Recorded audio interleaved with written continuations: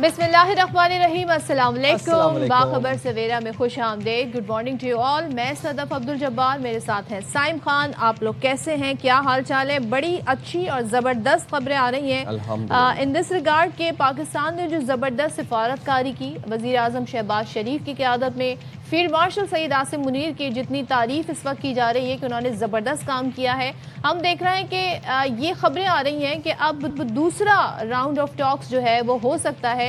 Iran ने भी अपना झुकाव पाकिस्तान की तरफ जाहिर किया है और अमेरिका ने भी पाकिस्तान को तरजीह दी है। तो ऐसे इम्कानात बज़ाहिर नज़र आ रहे हैं कि 2 दिन में पाकिस्तान के अंदर दूसरा राउंड ऑफ टॉक्स हो सकता है। लेकिन ज़रा ताज़ा तरीन जो सूरत हाल है उससे आगाज़ कर लेते हैं। तो having said what Sadaf said, हाथ से दुश्मन के मुंह पे एक और जोरदार तमांचा, और पाकिस्तान में इस्लामाबाद में एक दफ़ा फिर से हम देख रहे हैं मुज़ाकरात की मेज़ सजने जा रही है। लेकिन अब ताज़ा तरीन अपडेट्स ये हैं कि ईरान के साथ जंग ख़त्म होने के करीब है, ऐसा कहना है अमेरिकी सदर डोनाल्ड ट्रंप का। फॉक्स न्यूज़ को वो इंटरव्यू दे रहे थे और उन्होंने कहा कि इस जंग को इख्तिताम के बहुत करीब समझता हूँ, मैं मुदाखलत ना करता तो इस वक्त ईरान के पास जौहरी हथियार होते। सूरत हाल को बदलने के लिए फौरी इकदाम करना पड़ा। ईरान के एटमी ताकत बनने से आलमी तवाज़ुन मुतासर होता। ईरान किसी भी तरीके से मुआहदा करना चाहता है। मैं ईरान को जौहरी हथियार रखने की इजाज़त नहीं दूंगा। लेकिन इस सब में इम्पॉर्टेंट ये था कि डोनाल्ड ट्रंप ये समझते हैं कि जंग जो है वो इख्तिताम के करीब है। बाकी बातें सेम है जो उन्होंने पहले बहुत दफ़ा की हैं। सुनवाते हैं आपको। I had to divert because if I didn't do that, right now you would have Iran with a nuclear weapon, and if they had a nuclear weapon, you would be calling everybody over there, sir, and you don't want to do that. Well, you keep saying was. Is this war over? I think it's close to over, yeah. I mean, I view it as very close to over. You know what? If I pulled up stakes right now, it would take them 20 years to rebuild that country. And we're not finished. We'll see what happens. I think they want to make a deal very badly. तो वही America ने अपना जो एक मुद्दा था Iran के साथ वही दोहराया है। लेकिन जेडी वेंस क्या कहते हैं? जेडी वेंस ये कहते हैं कि हमने पाकिस्तान की सालिसी में मुज़ाकरात में ज़बरदस्त पेशरफ्त की है। गुज़िश्ता 49 साल में कभी अमेरिका ईरान के इस्लामाबाद सतह के मुज़ाकरात नहीं हुए। मुज़ाकरात में पेशरफ्त की वजह से ही जंगबंदी अभी तक बरकरार है। बड़ा इंपॉर्टेंट स्टेटमेंट उन्होंने दिया है। कहते हैं मुज़ाकरात में हम जहां पहुंचे हैं उसे अच्छा समझता हूं।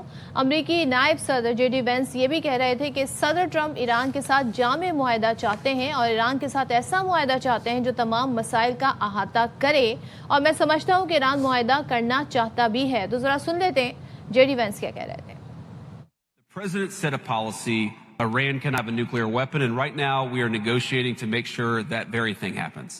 We have this ceasefire that's in place. I think it's 6 or 7 days old. Right now the ceasefire is holding. And what you're seeing is what the president wants to make, he doesn't want to make like a small deal. He wants to make the grand bargain. And what he's basically offering to Iran is very simple, and frankly it's something that no president has had the ability to offer. He said that if you're willing to act like a normal country, we are willing to treat you economically like a normal country. He doesn't want a small deal. And that's one of the reasons why, one, I'd say in Pakistan, we made a ton of progress. But the reason why the deal is not yet done is because the president, he really wants a deal where Iran doesn't have a nuclear weapon, Iran is not state sponsoring terrorism, but also the people of Iran can thrive and prosper and join the world economy. He said, if you guys commit to not having a nuclear weapon, we are going to make Iran thrive, we're going to make it economically prosperous, and we're going to invite the Iranian people into the world economy in a way they haven't been in my entire life. And that's the kind of Trumpian grand bargain that the president has put on the table. Man, we're going to keep on negotiating and try to make it happen because it would be great for the world, it'd be great for our country, it'd be great for everybody. So I'm going to keep on fighting to make it happen. The United States had never had meetings at that level with the Iranian government in 49 years. Like it's a meeting that had never before happened. Not Democrat, not Republican. We had never had a meeting like that where you have, you know, the person who's effectively running the country in Iran sitting across from the Vice President of the United States. That had never happened. And what look, honestly, after 49 years, there's a lot of course, mistrust between Iran and the United States of America. You're not going to solve that problem overnight. But yeah, I think the people we're sitting across from wanted to make a deal. And I know the President of the United States told us to go out there and negotiate in good faith. That's what we did. That's what we're going to keep on doing. سب سے important بات جو کہ ہم بھی کہہ رہے تھے اور اب جے ڈی وینس نے بھی یہی بات ریپیٹ کی کہ یہ اوور نائٹ چیزیں حل نہیں ہو سکتی تھیں کیونکہ 47 to 49 ایئرس کی ایک آئس تھی, ایک ٹینشن تھی, اس کو ظاہر سی بات ہے میلٹ ہونے بریک ہونے میں ٹائم لگے گا اور وہ ہم دیکھ رہے ہیں کہ اب اس کے ثمرات بھی آ رہے ہیں, سیکنڈ راؤنڈ آف ٹاکس ہونے جا رہا ہے. بٹ ایک امریکی اخبار ہے نیو یارک پوسٹ, اس کی ایک صحافی ہیں کیٹلن ڈونبس, وہ یہ رپورٹ کرتی ہیں کہ بہت سے قیاس آرائیاں تھیں تو انہوں نے ڈونلڈ ٹرمپ کو ڈائریکٹ کال کی اور ان سے پوچھا کہ بھائی ابھی کیا سین ہے, باقی اسلام آباد میں مذاکرات ہونے جا رہے ہیں. تو ڈونلڈ ٹرمپ نے کہا کہ یس, ہمارا جھکاؤ اسلام آباد کی طرف ہے کیونکہ فیلڈ مارشل عاصم منیر صاحب نے شاندار کام کیا ہے. اور ٹرمپ نے مزید یہ بھی کہا کہ شاندار شخصیت ہے فیلڈ مارشل کی, اس لیے زیادہ امکان یہ ہے کہ ہم پاکستان جائیں گے. ان کو کہا ٹرمپ نے کہ اگر میں ہوتا آپ کی جگہ تو میں اسلام آباد میں رکتا. ہاں ایکچولی وہ واپس آنا چاہ رہی تھی تو انہوں نے جانے سے پہلے ایک گفتگو کی ڈونلڈ ٹرمپ سے, تو اس میں انہوں نے کہا کہ آپ کو وہیں رکنا چاہیے اور میں آپ کی جگہ ہوتا تو نہیں آتا کیونکہ اگلے 48 گھنٹوں میں بہت کچھ ہو سکتا ہے. ہمارا بھی جھکاؤ یہی ہے کہ وہیں جائیں گے, یعنی کہ انہوں نے یہ کہا کہ پاکستان میں ہی ہم چاہیں گے کہ یہ بات ہو اور اسی بات کا زیادہ امکان ہے. یہ بات انہوں نے کی. اب ایک بار پھر سے انہوں نے, جس سے کہ سائم کہہ رہے تھے, خاص طور پر انہوں نے فیلڈ مارشل سعید عاصم منیر کا ذکر کیا اور کہا کہ انہوں نے شاندار کام کیا ہے, وہ شاندار شخصیت ہے, اس لیے زیادہ امکان ہے کہ ہم پاکستان جائیں گے. کسی ایسے ملک کیوں جائیں جس کا اس معاملے سے کوئی تعلق نہیں ہے. اب جو امریکی صحافی ہیں وہ کہتی ہیں کہ انہوں نے صدر ٹرمپ کو فون کیا تھا تاکہ پتہ چلے کہ جی اب نیکسٹ کیا سوچ رہا ہے امریکہ اور کیا کرنا چاہتا ہے اس حوالے سے. سوچیں ان کی فلائٹ بھی شیڈیول تھی بٹ وہ پھر انہوں نے بتایا کہ انہوں نے پہلے کال کی, اس کے بعد پھر آفٹر 37 منٹس ٹرمپ نے دوبارہ ان کو کال کی اور دوبارہ کال نے کہا کہ بھائی یہ سب بات ہے, میں ہوتا تو میں وہیں پہ رکتا. پھر کیٹلین نے اپنے ایڈیٹر کو کال کی اور کہا کہ میری آپ پلیز فلائٹ جو ہے وہ اس کو ایکسٹینڈ کریں, اس کو جو بھی ایسے بھی ریشیڈیول کریں. کیٹلین کا یہاں پہ رکنا بڑا ان کے لیے کہتے ہیں نا کام کر گیا, کیونکہ یہ تاریخی مومنٹ ہے نا. اوبویسلی ہم کتنے بے تاب تھے, ہم جس طرح سے وٹنس کر رہے ہیں اور ہم بھی چاہتے تھے کہ ہم بھی وہاں اسلام آباد میں ہوتے. تو یہ ایک جو بھی پورے دنیا کے ڈپلومیٹس ہیں اور جو صحافی ہیں ان سب کے لیے ایک بڑا تاریخی مومنٹ ہے پورے اسلام آباد اکارڈز کو وٹنس کرنا. اچھا ذرا آپ کو مزید بھی بتا دیں, وزیر اعظم اور نائب وزیر اعظم امریکہ ایران ثالثی کے لیے علاقائی اور عالمی رابطے مسلسل جاری ہیں. دونوں آفس کی طرف سے ہم یہ دیکھ رہے ہیں. صدر مملکت آصف زرداری کی وزیر اعظم سے بات ہوئی. وزیر اعظم نے ایران امریکہ ثالثی میں پیشرفت پر بریفنگ ان کو دی ہے اور امن کی جو کوششیں کی جا رہی ہیں, امن کے فروغ کے لیے جو کوششیں دی جا رہی ہیں اس حوالے سے بھی آئندہ جو دورے ہیں وزیر اعظم کے آگاہ کیا ہے. تو نائب وزیر خارجہ اسحاق ڈار بھی ان کے ساتھ ہوں گے. ابھی جو ان کے دیگر دورے ہیں جس میں سعودی عرب اور ترکیہ اور ساتھ قطر بھی وزیر اعظم جائیں گے, تو بہت امپورٹنٹ ساری چیزیں ہونے جا رہی ہیں. چلیں جی, براہ راست ایک خبر آپ کو یہ بھی دے دیں کہ اسرائیل اور لبنان کے درمیان براہ راست ٹاک جو ہے واشنگٹن میں شروع ہوئی ہیں اور اسرائیل اور لبنان کے حکام مارکو روبیو کی موجودگی میں مذاکرات کر رہے ہیں. اس سے پہلے امریکی وزیر خارجہ مارکو روبیو نے دونوں وفود کا استقبال بھی کیا. تو ڈاکٹر جمیل سابق سفارتکار ہمارے ساتھ ہیں, ان سے بات کر لیتے ہیں. Thank you so much doctor Jameel sahab. سب سے پہلے تو میں جاننا چاہوں گی کہ ہم سب ایکسپیکٹ کر رہے تھے کہ ظاہر ہے ایک اوور دا نائٹ جو ہے اس طرح کے پیچیدہ معاملات طے نہیں ہوتے, ایک ملاقات کافی نہیں ہوتی, کئی راؤنڈ آف سیشنز ہوتے ہیں. تو اب خبر یہ آ رہی ہے, ڈونلڈ ٹرمپ یہ کہہ رہے ہیں کہ سیکنڈ راؤنڈ آف ٹاکس ہو سکتا ہے. اگلے 48 گھنٹے بڑے امپورٹنٹ ہیں اور ایران اور امریکہ دونوں نے اس بات کی خواہش کا اظہار کیا ہے کہ پاکستان میں وہ چاہتے ہیں یہ مذاکرات ہوں. تو یہ کتنی بڑی پیش رفت ہے؟ جی, مدعو کرنے پر مشکور اور صبح بخیر. بہت بڑی پیشکش ہے, لیکن اس کا ہم اندازہ لگاتے رہے, آپ کے چینلز پر بھی بات کرتا رہا میں کہ یس بالکل یہ عنقریب, اس وقت جب بات ہو رہی تھی تو ہم ساروں نے یہی سوچا تھا کہ عنقریب دوبارہ یہ سیشن ہوگا. اور اس کا محور یہ تھا جو جے ڈی وینس نے جاتے جاتے 5 منٹ کی پریس کانفرنس کی تھی اور اس میں نے یہ تبصرہ کیا تھا کہ صرف ایک پوائنٹ انہوں نے 15 میں سے ایک پوائنٹ کا ذکر کیا ہے اور وہ جوہری انریچمنٹ ہے. اس پہ ہم بحث کرتے رہے ہیں. امپورٹنٹ یہ اس لیے ہے کہ ظاہر ہے ایک مرحلے کے بعد جب دوسرا مرحلہ ہوتا ہے تو وہ پہلے مرحلے سے قدرے آسان ہوتا ہے. پہلے مرحلے میں خاص طور پر جس طرح آپ اپنے بیانیے میں بتا رہی تھیں جے ڈی وینس کے حوالے سے کہ 49 ایئرس کے بعد آمنا سامنا ہو کے میٹنگ کرنا, اور خاص طور پر پچھلے جو 40 دن کی جنگ تھی سیز فائر سے پہلے, اس میں جو جتنے افراد شہید ہوئے, زخمی ہوئے, ان کے عزیز و اقارب بھی اس نیگوسیشن ٹیم میں بیٹھے تھے. اور ایران کے سربراہ کے والد, ایران کے قیادت کے والد, ان کے رہبر اعلیٰ کے والد، ان کی والدہ، ان کے رشتہ دار وہ شہید ان کا ہو جانا، تو ایران کے ذہن میں تو یقیناً ایک قدورت، ایک قدرتی عمل ہے. اور میں تو یہاں تک کہہ دیتا ہوں کہ جب ایسی صورتحال ہو تو دوسرے متحارب گروپ کی آنکھوں میں خون ہوتا ہے، لیکن شاباش ہے تحمل مزاجی کو، شاباش ہے میچور ڈپلومیسی کو، جس کی متعارف امریکنز ہیں. اور جان میر شیمر کو میں نے خود سنا ہے، انہوں نے موازنہ کیا کہ کس قسم کے اسٹیٹمنٹس آ رہے ہیں امریکہ سے اور جس قسم کے اسٹیٹمنٹس آ رہے ہیں عراقی صاحب کی طرف سے اور ایران کی طرف سے. تو ایران کو انہوں نے بہت میچور سفارتکاری کے الفاظ و آداب کے ساتھ نوازا کہ جس طریقے سے وہ کر رہے ہیں، اور امریکہ کو کرٹیسائز کیا. تو ان کو شاباش ہے. اب آ جاتے ہیں کہ اسلام آباد میں اس وقت دوبارہ میری اطلاع کے مطابق تیزی سے ہدایات مل گئی ہیں، تیاری شروع ہے ڈپلائمنٹ کی، تاکہ اسی انداز کا، جس انداز کی سیکیورٹی پرووائڈ کی گئی تھی اور انتظام و انصرام پرووائڈ کیا گیا تھا، اور جس طریقے سے جرنلسٹوں کے لیے ایک پورا بندوبست کیا گیا تھا، وہ دوبارہ اس کی تیاری کے لیے آرڈرز مل چکے ہیں. ڈپلائمنٹ تقریباً شروع ہونے والی ہے یا ہو جائے گی آج دوپہر کے بعد سے.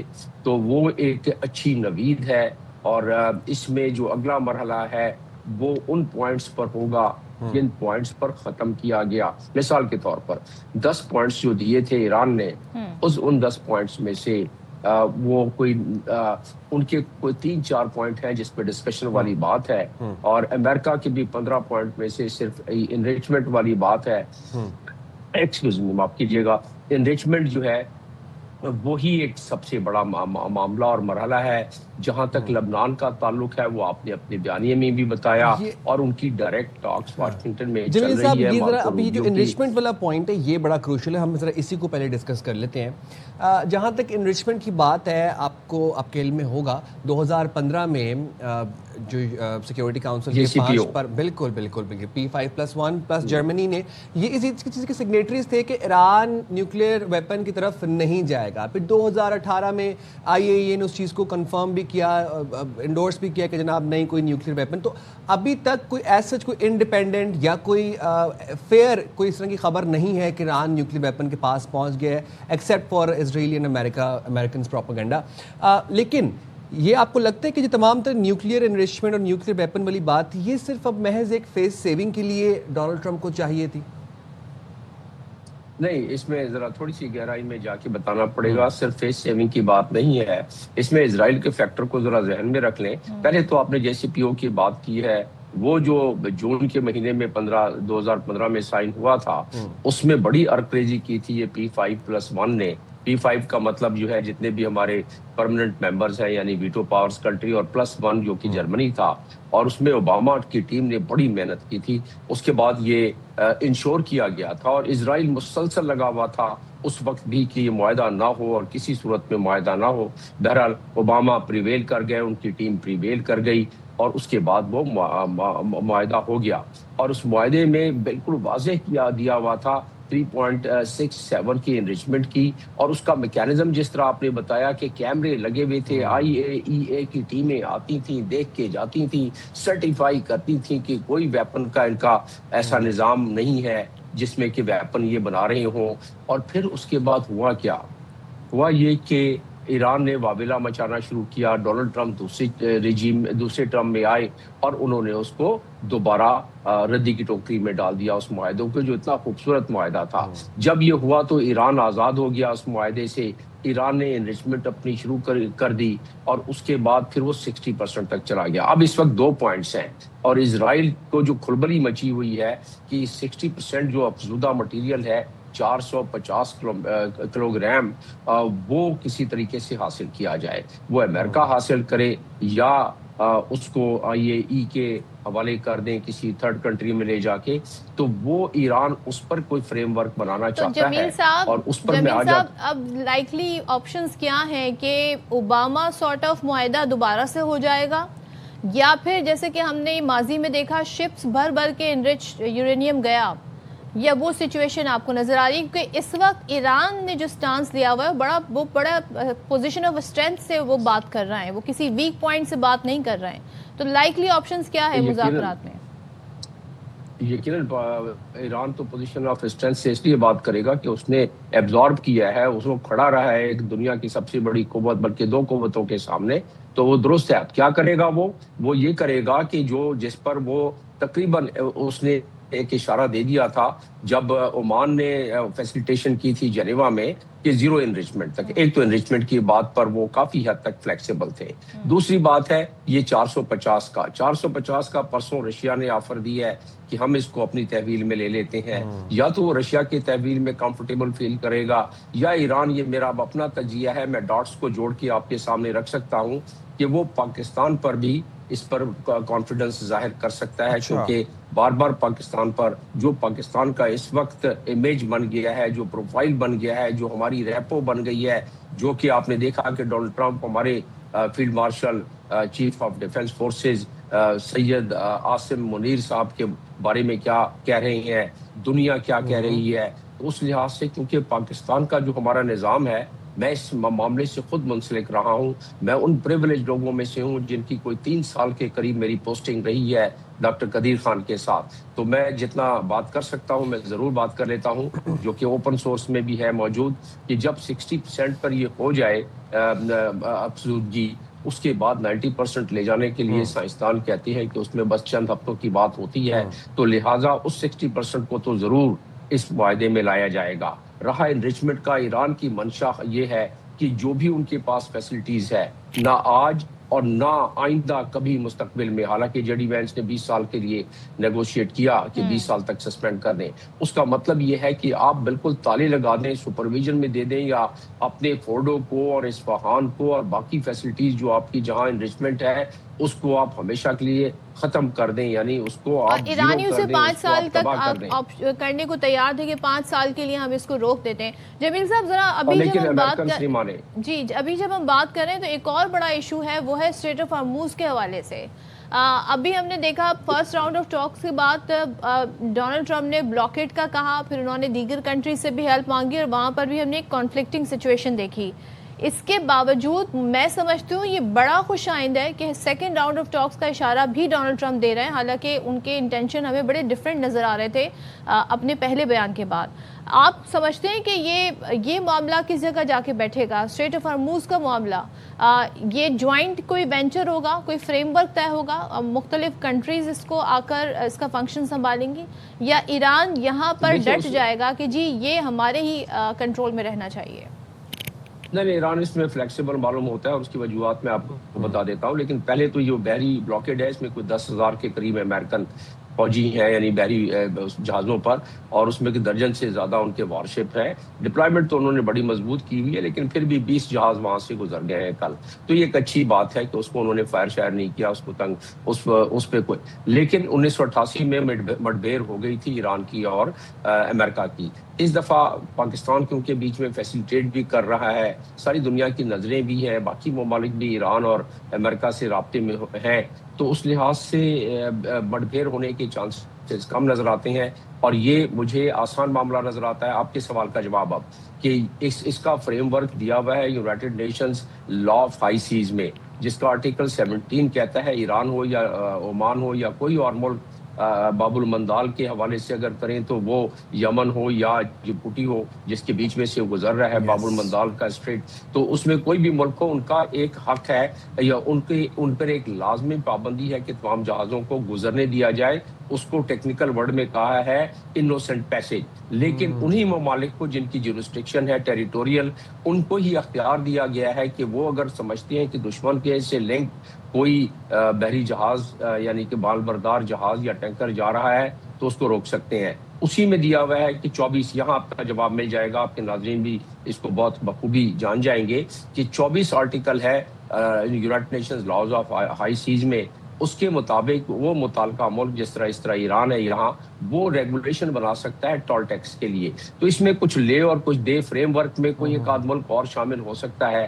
آبنائے ہرمز کے لیے جس پہ ایران کا کمفرٹ ہو تو اس میں اور ایران کو منا لیا جائے. اس فریم ورک کے تحت آبنائے ہرمز کو اتنا بڑا مسئلہ پہلے بھی نہیں تھا. 28 سے پہلے یہ تو امریکہ اگر حملہ نہ کرتا تو جمیل آبنائے صاحب ہرمز یہاں پہ میرا ایک سوال آپ سے، بس ایک تو یہ میں اپنی نالج کے لیے آپ سے جاننا چاہتا ہوں، یہ تھوڑی سی روشنی ڈال دیجیے گا کہ باب المندب جو باب المندب کا جو اسٹریٹ ہے وہ جبوٹی کی جورسڈکشن میں ہے، یمن کی ہے، یا پھر وہ ایک انٹرنیشنل فری میری ٹائم زون ہے، اس کا کیا سیزن ہے؟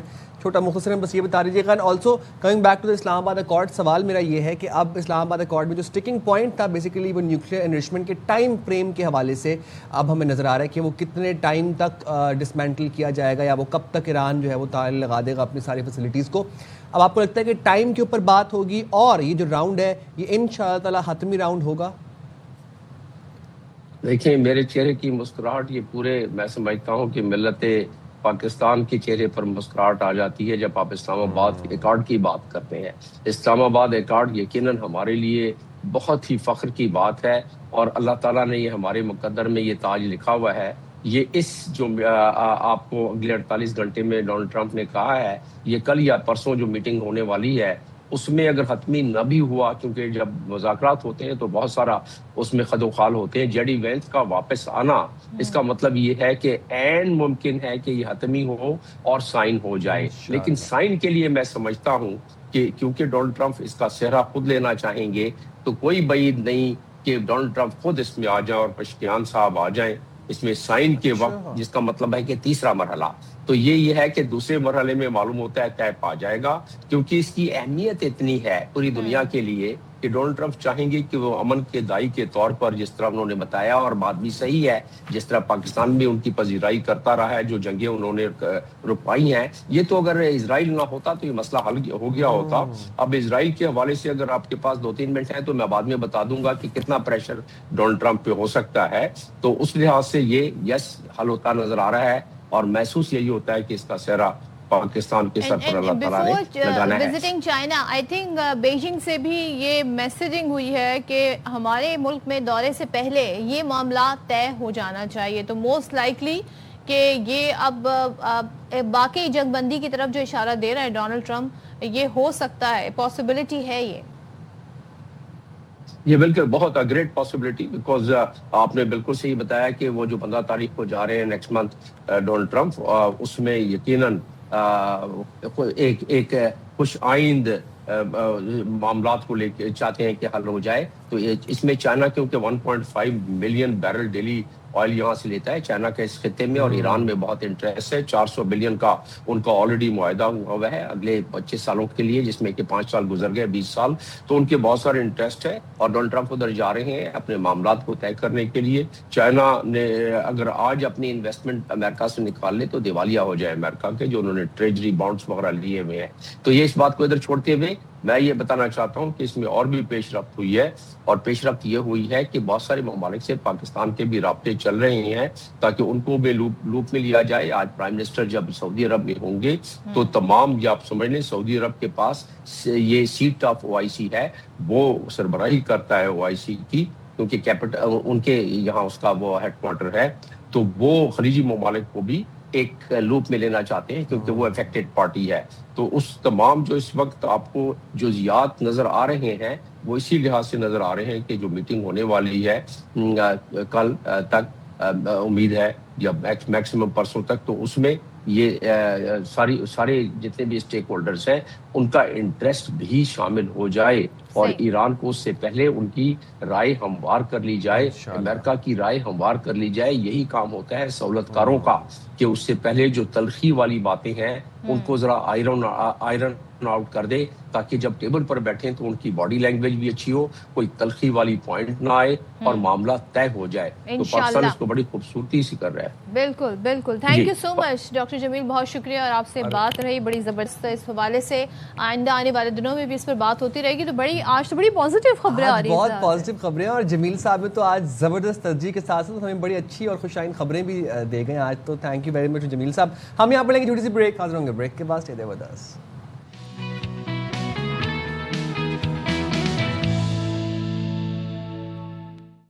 Welcome back once again. اور بڑی زبردست رات گئے سے خبریں آئیں وہ یہ کہ ایک بار پھر سے مذاکرات ہو سکتے ہیں. پاکستان ہی ترجیح ہے دونوں کنٹریز کی, یعنی کہ ایران کی بھی اور امریکہ کی بھی, اور ڈونلڈ ٹرمپ اس بات کے اشارے بھی دے رہے ہیں کہ جنگ بندی کی طرف معاملہ جا سکتا ہے. تو بہت کچھ 2 دنوں میں ہو سکتا ہے, آنے والے 2 دنوں میں.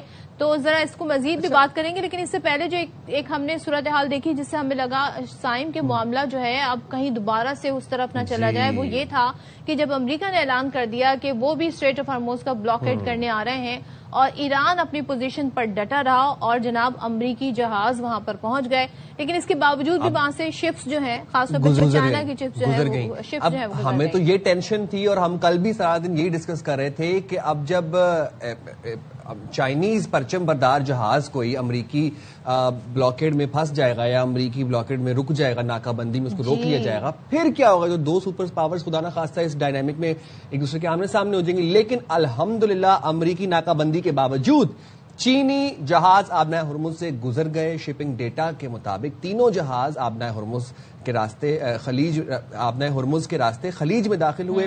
چینی پرچم بردار رچ سٹار پہلا جہاز ہے جو ناکہ بندی کے بعد گزرا. تقریباً 2.5 لاکھ بیرل میتھنول لے جانے والی چینی جہاز پر امریکہ نے پابندی بھی لگا رکھی ہے. بی بی سی یہ رپورٹ کر رہا ہے کہ ناکہ بندی کے بعد تقریباً 4 جہاز ہرمز سے گزرے, 2 جہاز ایرانی بندرگاہوں سے آئے تھے. اچھا, لیکن سینٹ کام کا دعویٰ ذرا سا ڈفرینٹ ہے. وہی کہتے ہیں امریکی ناکہ بندی کے بعد 24 گھنٹے میں کوئی جہاز ہرمز سے نہیں گزر سکے گا.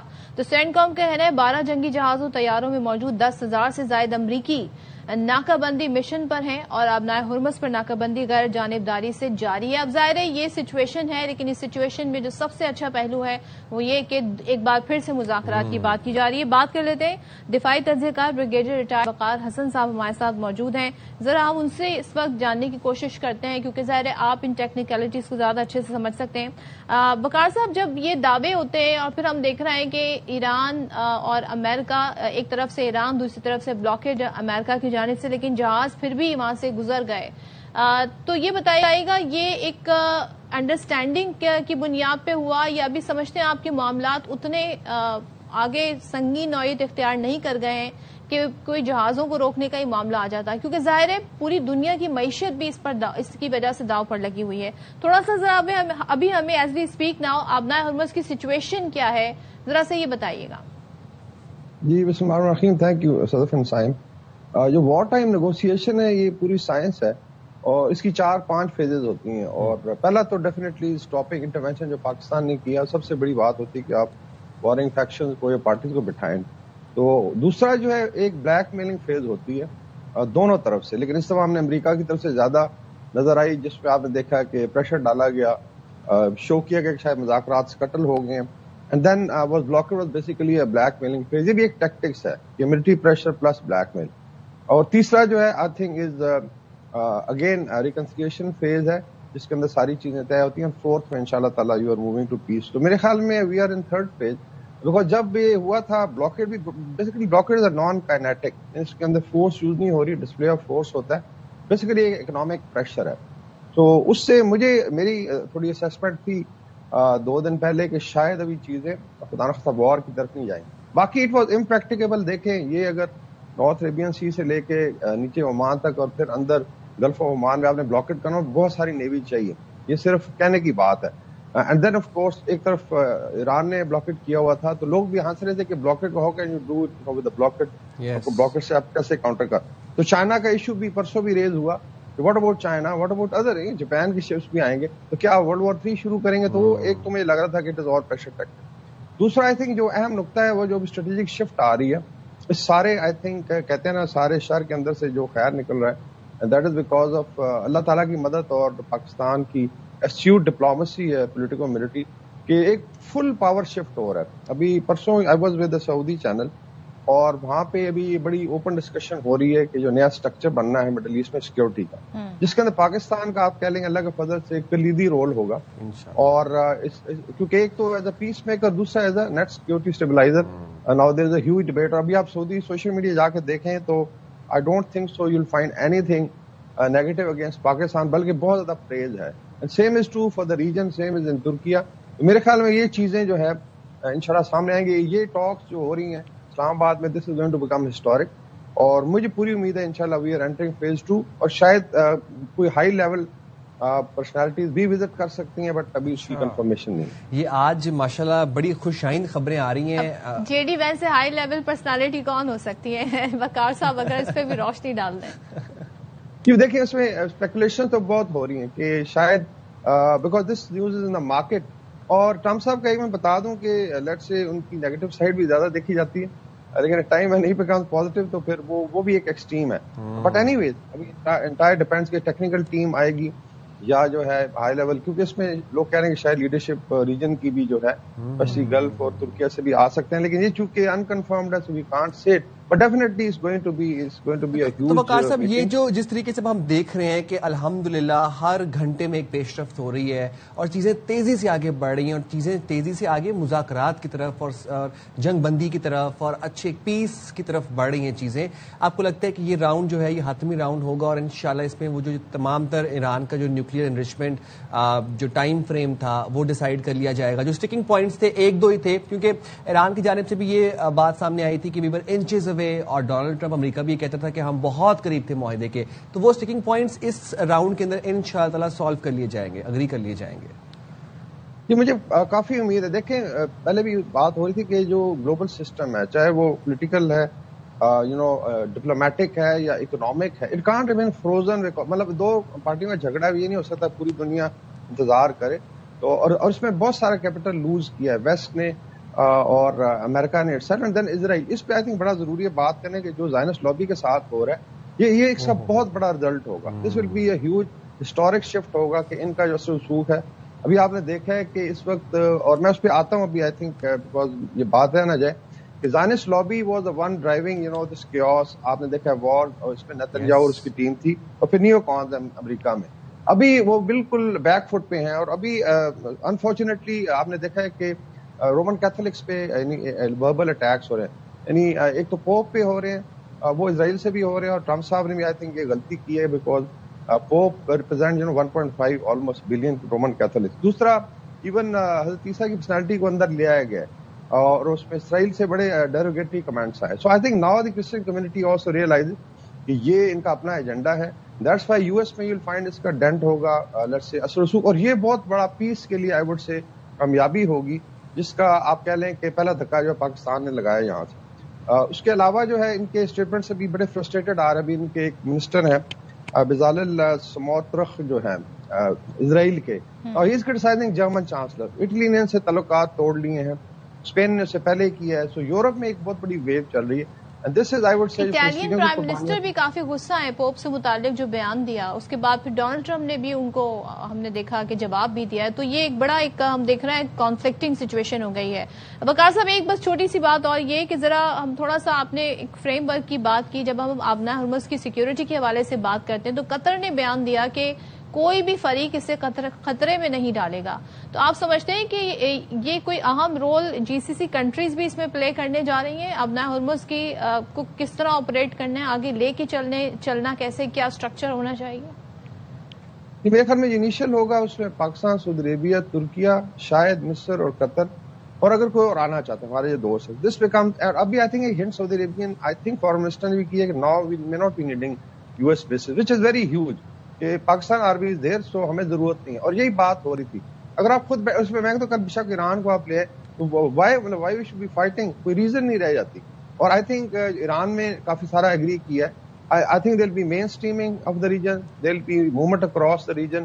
انشاءاللہ آپ بیٹھیں گے ٹرین سے اسلام آباد سے ادھر استنبول آ جائیں گے, یہاں سے جو ہے لوگ جو ہے سعودی عربیہ جایا کریں گے. تو یہ خطہ انشاءاللہ I think in the long run بہت امن اور ڈیولپمنٹ کی طرف جائے گا اور ہمیں کوئی ضرورت نہیں رہے گی کسی کی. الحمدللہ. تھینک یو ویری مچ وقار حسن صاحب, آپ نے پروگرام کے لیے وقت نکالا اور کیا زبردست خبریں آ رہی ہیں. دل جگر اتنا بڑا ہو گیا الحمدللہ. Proud, so proud to be a Pakistani at this moment. الحمدللہ رب العالمین. ہم لیں گے چھوٹی سی بریک, حاضر ہوں گے بریک کے بعد.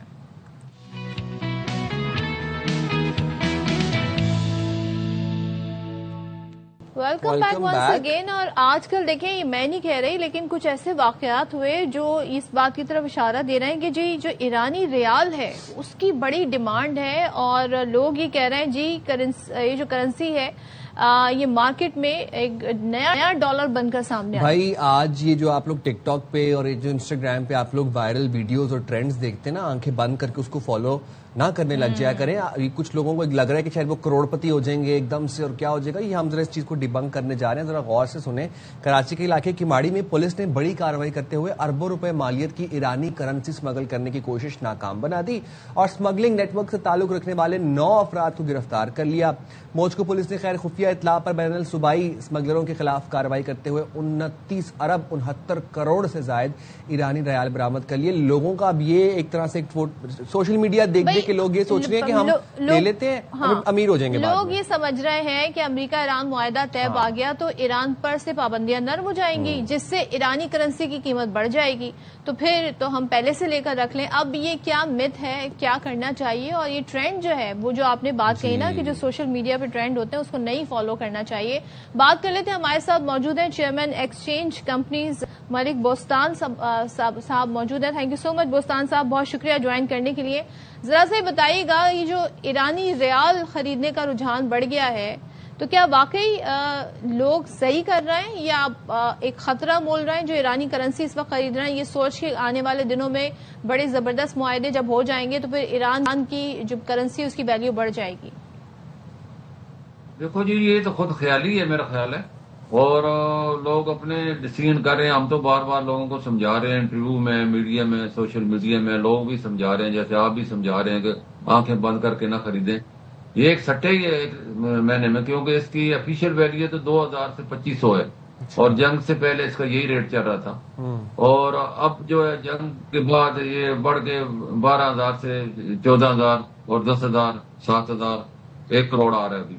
تو اب آدمی ذہنی طور پہ تیار ہو گئے کہ ہم نے انویسٹمنٹ کرنی ہے. اب اس میں آپ کو 1 لاکھ جو ہے 70 روپے کا آ جاتا ہے, 5 لاکھ 350 کا, 10 لاکھ 700 کا, اور 15 لاکھ 1050 کا, 20 لاکھ 1400 کا, 50 لاکھ آپ کا 3500 کا, 1 کروڑ آپ کا 7000 کا, اور 1 ارب آپ کا 7 لاکھ میں آ جاتا ہے.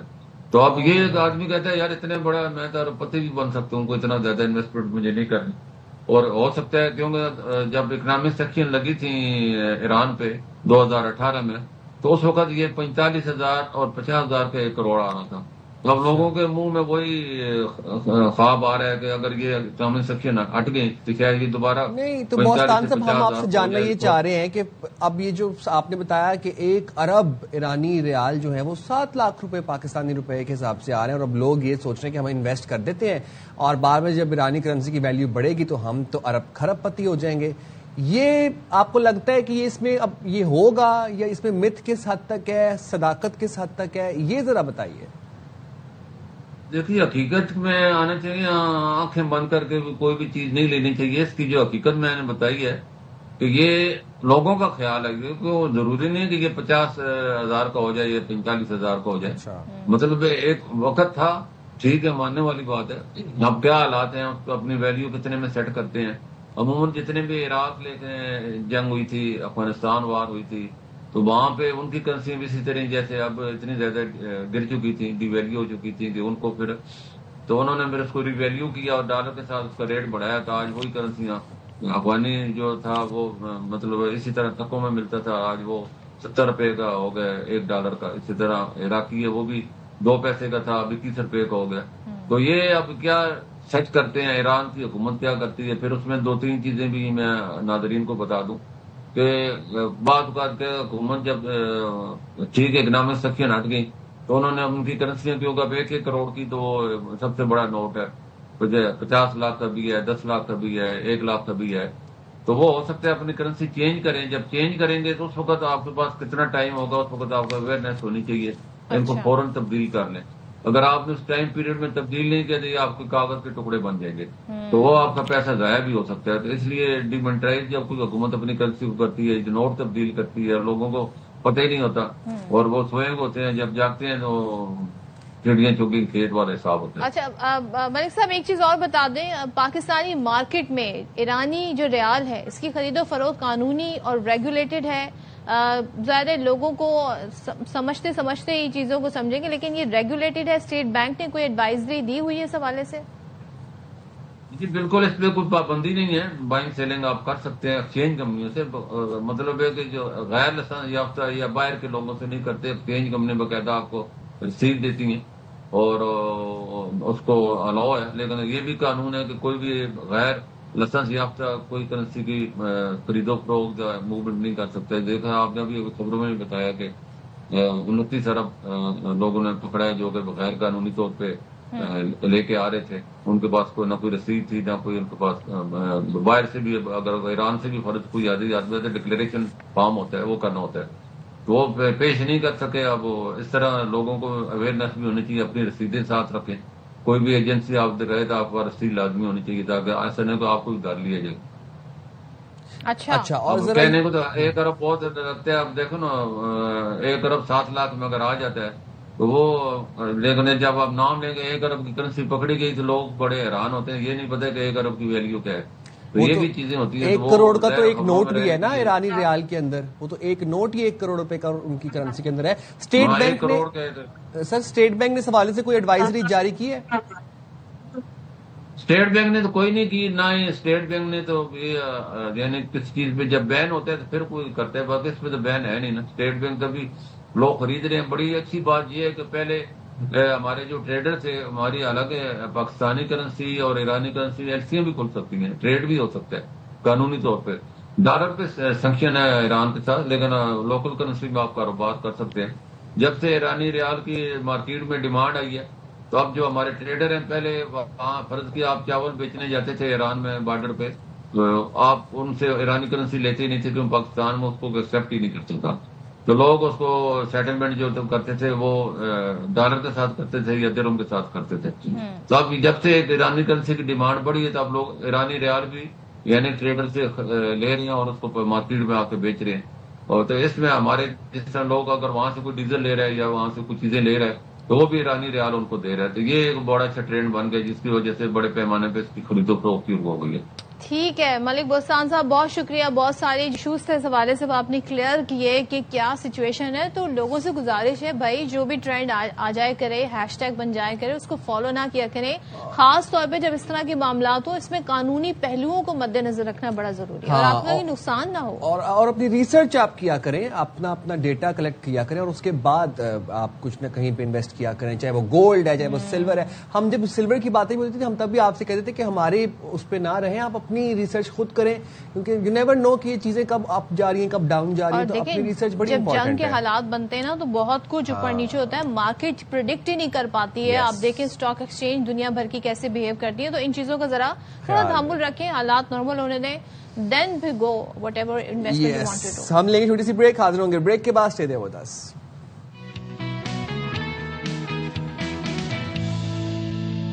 السلام علیکم، ویلکم بیک ٹو باخبر سویرا. امید کرتے ہیں آپ کے دن کا آغاز بہت خوش آئند ہوا ہوگا اور اس کو مزید خوش آئند اور پازیٹیو بنانے کے لیے ہم آ گئے ہیں اور اچھی اچھی خبریں لے آئے ہیں اپنے ساتھ.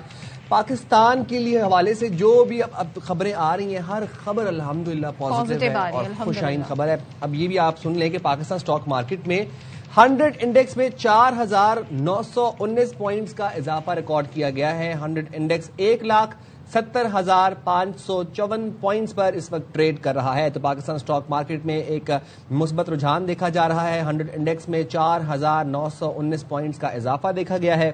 100 انڈیکس 1,70,554 پوائنٹس پر اس وقت ٹریڈ کر رہا ہے. چلیں جی، یہ تو اچھی پازیٹیو خبریں، ان کا سلسلہ بھی جاری ہے. اس حوالے سے اپڈیٹس بھی آپ کو دیتے رہیں گے. لیکن کیونکہ آپ کو پتا ہے دنیا اس وقت ایک کرائسس میں ہے جو کہ آئل کا بھی کرائسس بن گیا ہے. پھر ظاہر ہے جس طریقے سے جو رسد ہے، طلب ہے، وہ ایک بڑی فلکچویٹ ہو رہی ہے. تو پاور ڈویژن نے ظاہر ان تمام ایشوز کو دیکھتے ہوئے پیک آورز میں لوڈ شیڈنگ روزانہ ہوگی اور 2.25 گھنٹے لوڈ شیڈنگ کا اعلان کر دیا ہے. اچھا، اب یہ کس دوران میں ہوگی، دورانیہ کیا ہوگا؟ مطلب اس میں 2.25 گھنٹے کی لوڈ شیڈنگ 5 سے رات 1 بجے کے درمیان، یعنی شام 5 سے رات 1 بجے کے درمیان 2.25 گھنٹے کی لوڈ شیڈنگ ہوگی.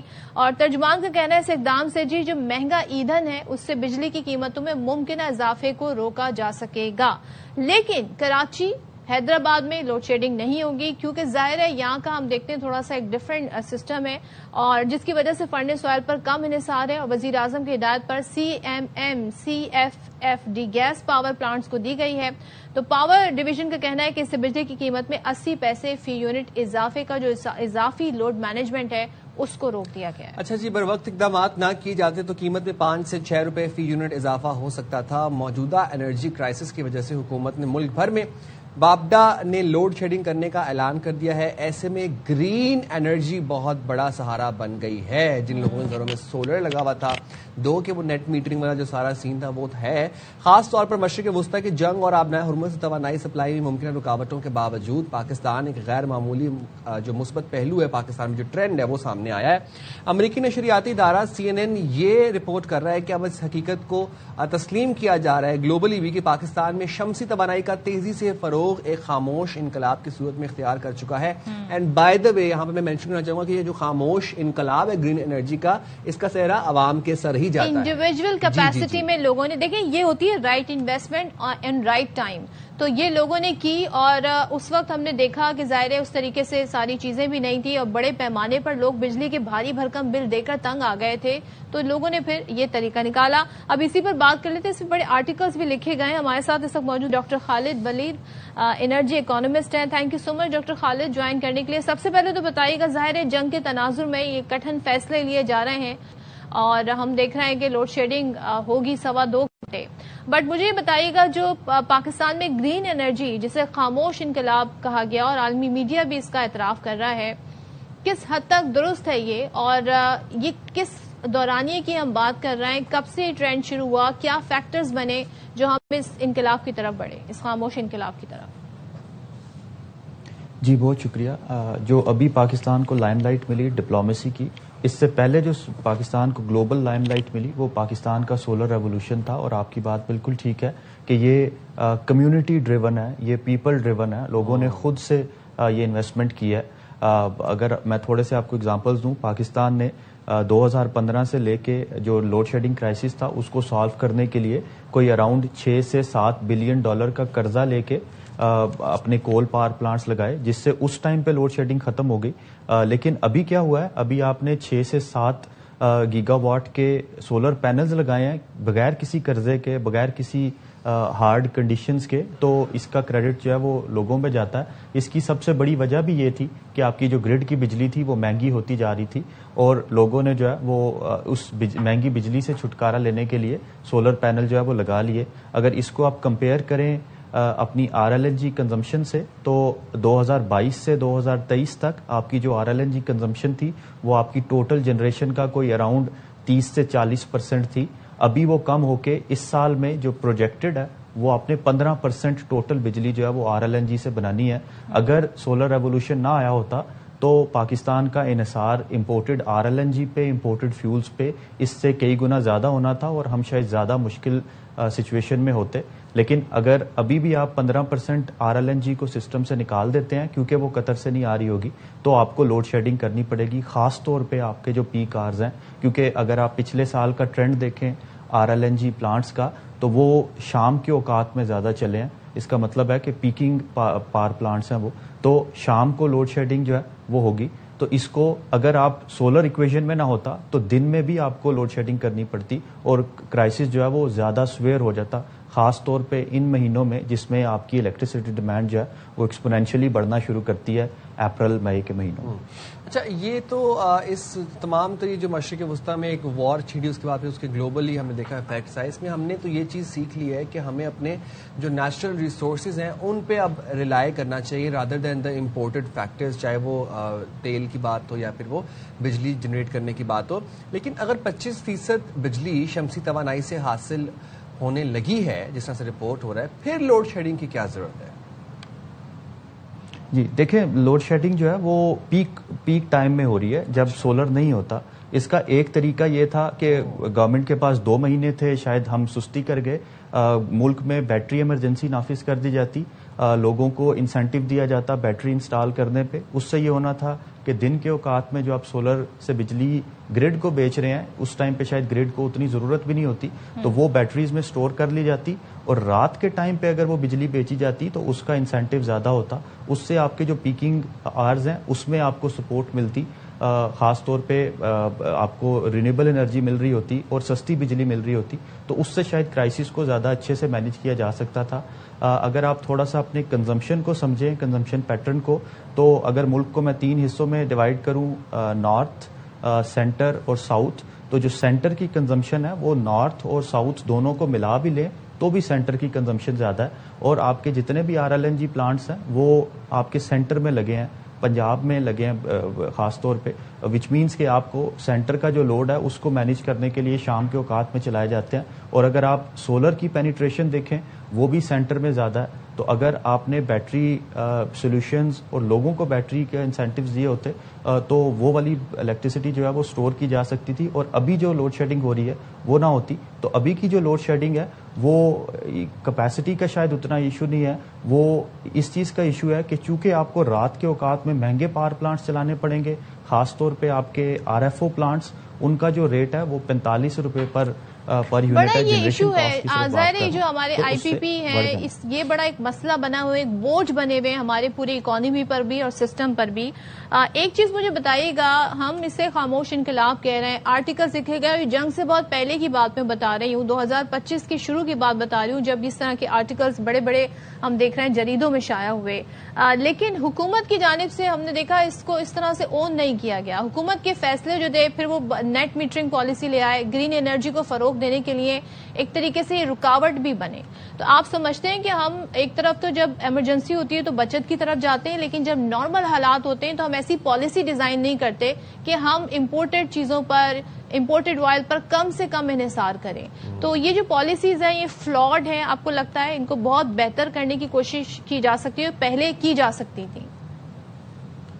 جی بالکل کی جا سکتی تھی. یہی پرابلم ہے پاکستان کا, جو پالیسی پلاننگ کی جو فلسفی ہے وہ شاید شارٹ ٹرم پلاننگ کی ہے, لانگ ٹرم کی نہیں ہے. چونکہ آپ نے پاور پرچیز ایگریمنٹس یہ ایسے سائن کیے ہوئے ہیں اپنے پاور پلانٹ سے کہ وہ بجلی بیچیں نہ بجلی بنا دینے ہیں, تو شاید جیسے جیسے سولر کی مقدار بڑھتی گئی گریڈ پہ, ان کی جو کیپیسٹی پیمنٹس ہیں وہ بھی بڑھتی گئی, تو حکومت کو اس چیز کو بھی بیلنس کرنا تھا.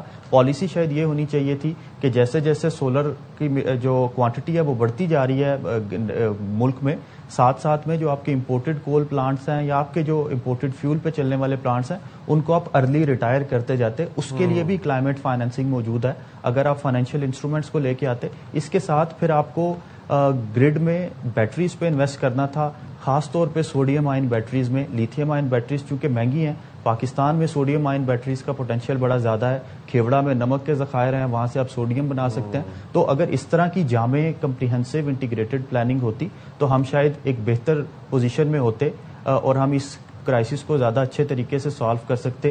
ایک شارٹ رن سولوشن یہ ہو سکتا ہے کہ ابھی اس جو پچھلا بجٹ تھا آپ کا فائنینشیل ایئر 26 کا, اس میں جو PSTP میں آپ نے کچھ ایلوکیشنز کی ہوئی ہیں جام شورو کول پلانٹ کے لیے یا کچھ ہائیڈرو پلانٹس کے لیے, ان کو ری اورینٹ کیجئے سوڈیم بیٹریز کی طرف یا بیٹری سٹوریج فیسلٹیز کی طرف, لوگوں کو انسینٹیوائز کریں. اس سے یہ ہوگا کہ جو آپ کے پیکنگ آرز ہیں اس میں آپ اپنے سولر کو سٹور کر سکیں گے ان کے لیے, اور آپ اس کو بڑے اچھے طریقے سے یوٹیلائز کر سکیں. اور ٹائم میں نہیں بتایا کہ کب تک یہ سلسلہ رہے گا پیک آورز میں 2.25 گھنٹے کی لوڈ شیڈنگ کا؟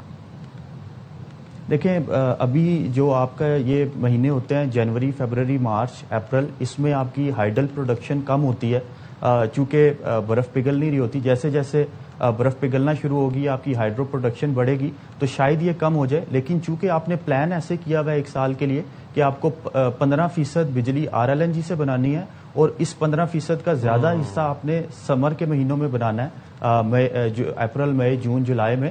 تو شاید گرمیوں میں آپ کو لوڈ شیڈنگ فیس کرنی پڑے گی. لیکن شاید اس دفعہ ہم حکومت کو لوڈ شیڈنگ اگر کر کے کچھ لانگ ٹرم پلاننگ کر لیں بجائے اس کے کہ شارٹ ٹرم پلاننگ شروع کر دیں تو شاید آگے کے سالوں کے لیے زیادہ اچھا ہوگا اور وہ کنزیومر کے لیے فرینڈلی ہوگا. اور وہ لانگ ٹرم سولوشن سولر کو انسینٹیوائز کرنا ہے, لوگوں کو سولر لگانے دیں, اپنے گریڈ پہ انویسٹ کریں, بیٹری انرجی اسٹوریج پہ انویسٹ کریں, اور جو اپنے مہنگے کول پاور پلانٹس ہیں اور fossil fuel based power plants ہیں ان کو درجہ بدرجہ جو ہے وہ ارلی ریٹائر کرتے جائیں. اور یہ جو ہر سال جس طرح سے سیلاب آتا ہے اور ہم اس واٹر کو اگر ہم اچھے سے مینیج کر لیں واٹر ریسورسز کو, تو ہم اپنے ہائیڈل پاور جنریشن کے اوپر ایک انحصار اچھا کر سکتے ہیں. Then again thank you very much آپ نے پروگرام کے لیے وقت نکالا ڈاکٹر صاحب. یہ جناب تمام تر مطلب قدرت نے ہمیں بھرپور وسائل سے مالا مال رکھا ہے اور ہم اس سے اگر بر وقت فائدہ اٹھائیں, لانگ ٹرم پالیسیز ایسی بنائیں جس میں عوام کا بھی فائدہ ہے, ملک کا بھی فائدہ, اور یہ جو آئی پی پیز جیسے معاہدے ہیں اس کو کوشش یہ کرے کہ اس کو کسی طریقے سے ختم کرنے کی ہم کوشش کریں تاکہ ملک جو ہے وہ, کیونکہ بجلی کی پیداوار نہ کریں اس کے باوجود بھی پیمنٹ انرجی کرنٹ جو ڈالر کی ریٹ ہے اس میں ہوتی ہے. اور یہ جو سولر دیکھیں ابھی جو نیٹ میٹرنگ نیٹ بلنگ والا بھی جو پچھلے دنوں سین ہوا تھا سارا, یہ ڈسکریجنگ چیز ہے, بہت ڈسکریجنگ چیز ہے ان لوگوں کے لیے جنہوں نے اتنی زیادہ انویسٹمنٹ کر کے کم سے کم 12-13 لاکھ کا ایک منیمم ایک آپ کو 2 پنکھے اور ایک اے سی والا منیمم جو ہوتا ہے ہاؤس ہولڈ کے لیے. اور ہر طبقے نے کی, یہ نہیں کہ آپ یہ سمجھے کہ کوئی بڑے افورڈیبل مڈل کلاس طبقے نے بھی کی, لوور مڈل کلاس نے بھی کی, تاکہ سب چاہتے تھے ہم بجلی کے بھاری بلوں سے بچیں. ایگزیکٹلی. موونگ فارورڈ جناب آزمین حج کی ذرا بات کر لیتے ہیں. آزمین حج کے لیے خوشخبری ہے اور وہ یہ ہے کہ حکومت دوران حج سعودی عرب میں استعمال کے لیے مقامی سم کارڈ بلا معاوضہ فراہم کرے گی. یہ ایک بڑا ایشو رہا ہے عازمین حج کے لیے, کیونکہ وہاں جا کے پھر رابطہ ممکن نہیں ہوتا تھا, ایک ہیسل ہوتی تھی سم کارڈ لینا, پھر اس کو وہاں پر کیا نام ہے انسرٹ کرنا, اور اس کو پھر اس کے بعد.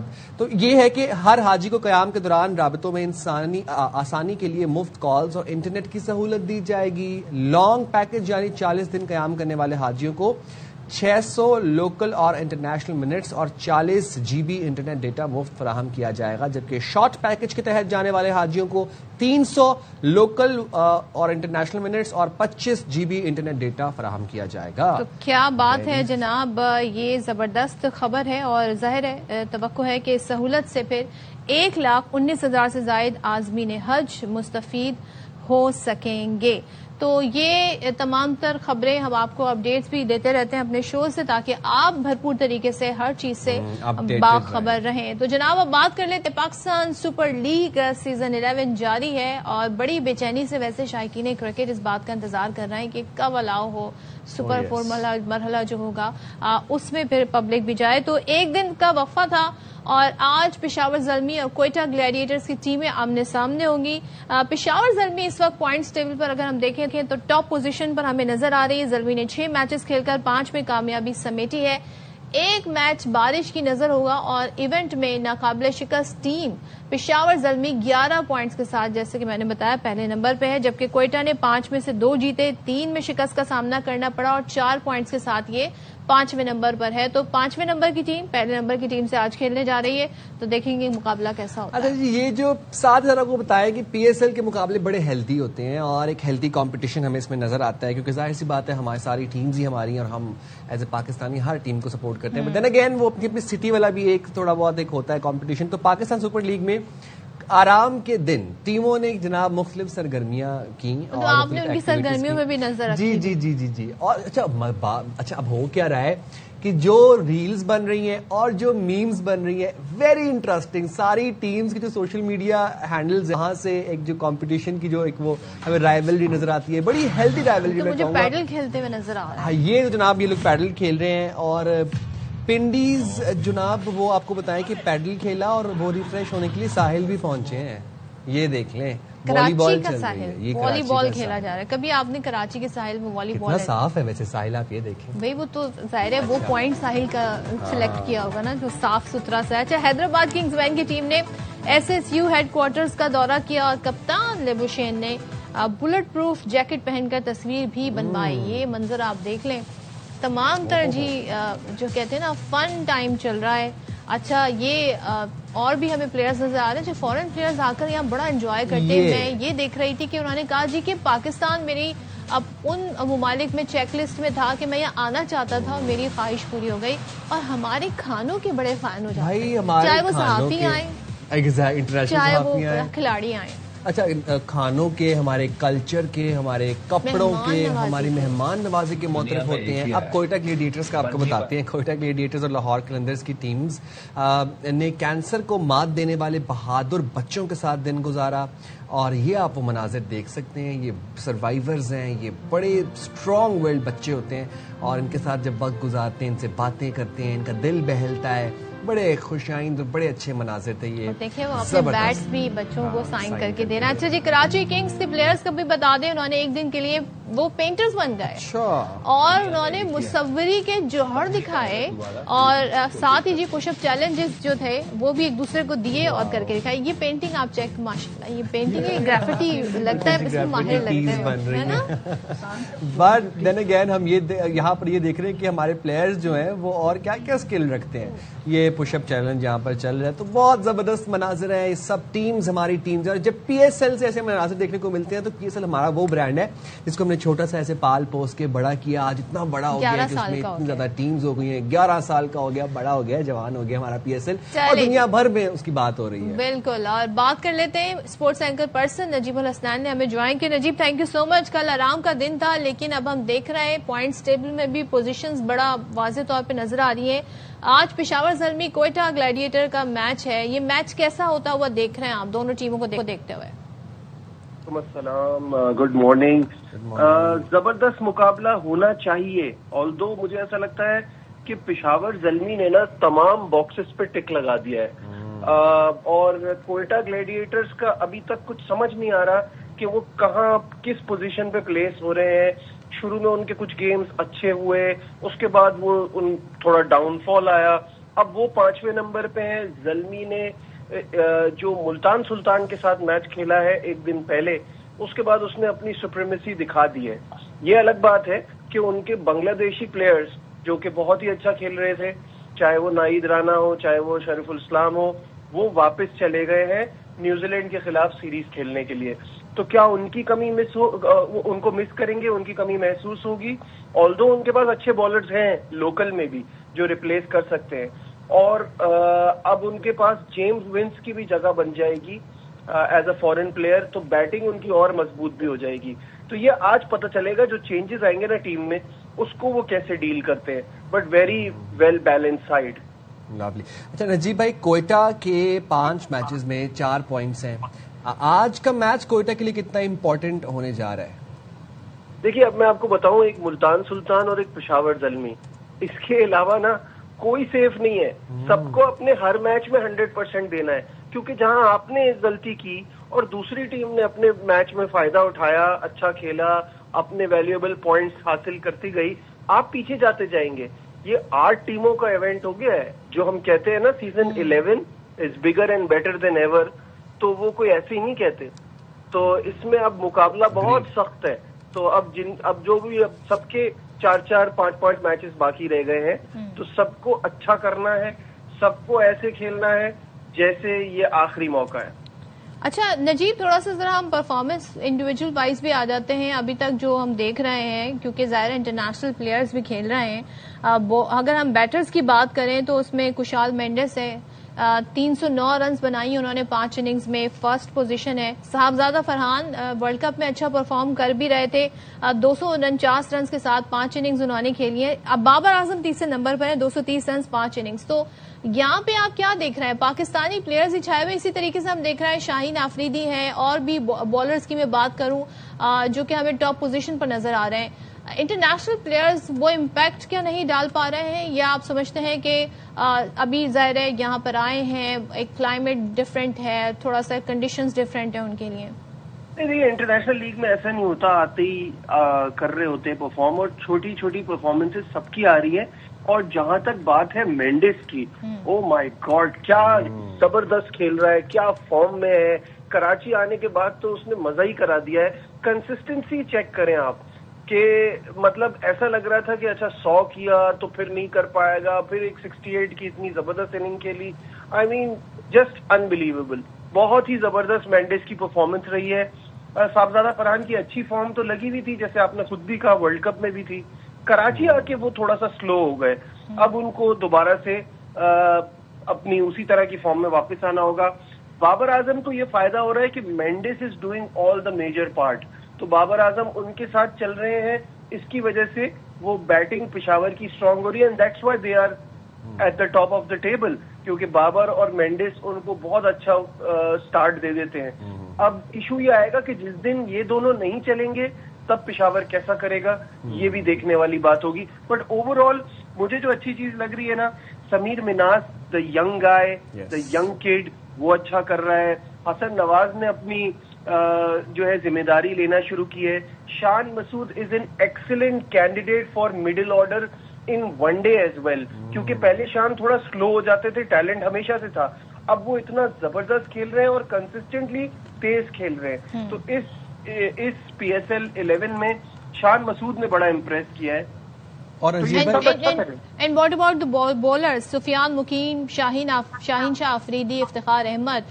سفیان کی 13, شاہین کی 10 اور افتخار کی 9 وکٹس. تو کتنا آپ کو یہ لگ رہا ہے کہ اچھی پرفارمنس اسے کاؤنٹ کریں گے آپ, خاص طور پہ اگر میں شاہین کی جو ماضی کی پرفارمنس ہے اس سے مقابلہ کروں تو؟ دیکھیں یہ تو کبھی ایشو رہا ہی نہیں نا. PSL میں ہمارے پاکستان کے پلیئرز تو ہمیشہ ہی اچھا کرتے ہیں, وہ انٹرنیشنل میں جا کے کیا کرتے ہیں سوال یہ ہوتا ہے. یہاں تو اب شاہین سے بڑا سپر سٹار کون ہے بالنگ میں پاکستان کی, تو یہاں تو انہوں نے کرنا ہی ہے.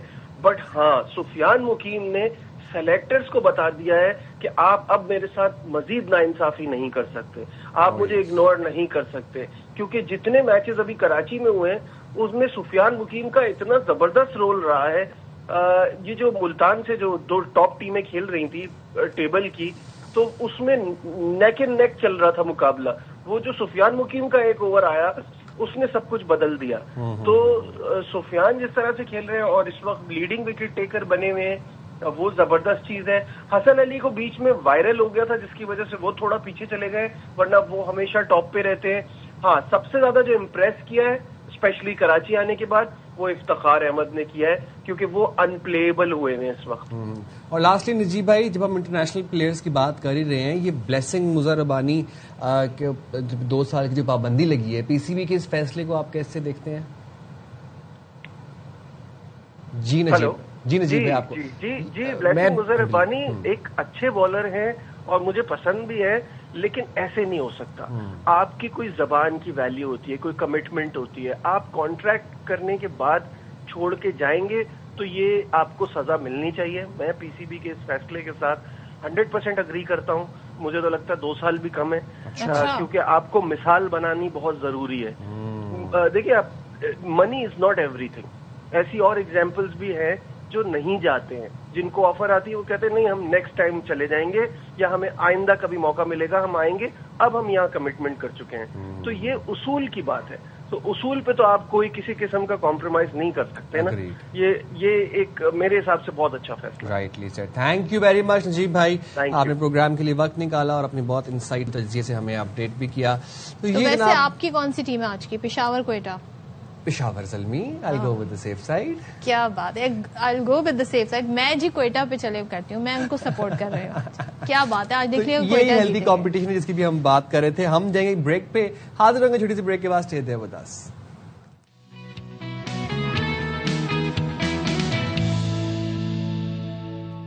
بہت ڈسٹریسنگ اس طرح کی خبریں ہوتی ہیں, اور کب تک ہمارے ملک میں خواتین اور آنر کے نام پہ, غیرت کے نام پہ اس طریقے سے بروٹلی ان کو قتل کیا جائے گا. لیکن مقدمہ درج ہو گیا ہے. لیٹس سی کہ پولیس مزید کیا تانے بانے اس کے جوڑتی ہے.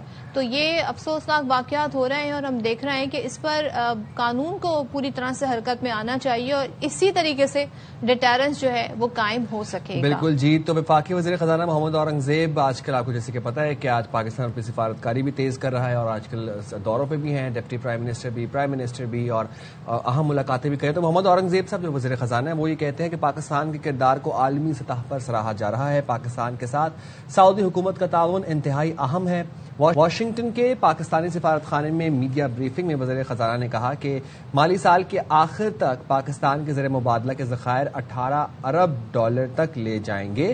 سعودی عرب کی جانب سے $3 ارب کے اضافی ڈپازٹس اگلے ہفتے پاکستان کو مل جائیں گے. بانڈز کی صورت میں کی گئی جو بیرونی سرمایہ کار کی تمام ادائیگیاں ہیں وہ وقت پر کریں اور گے. ساتھ ہی جی سرمایہ کاروں کے لیے پاکستان میں پیسہ لگانے کا اچھا موقع ہے، یہ کہنا تھا وزیر خزانہ کا. تو وہ مزید اس حوالے سے کیا کہہ رہے ہیں آپ کو سنواتے ہیں.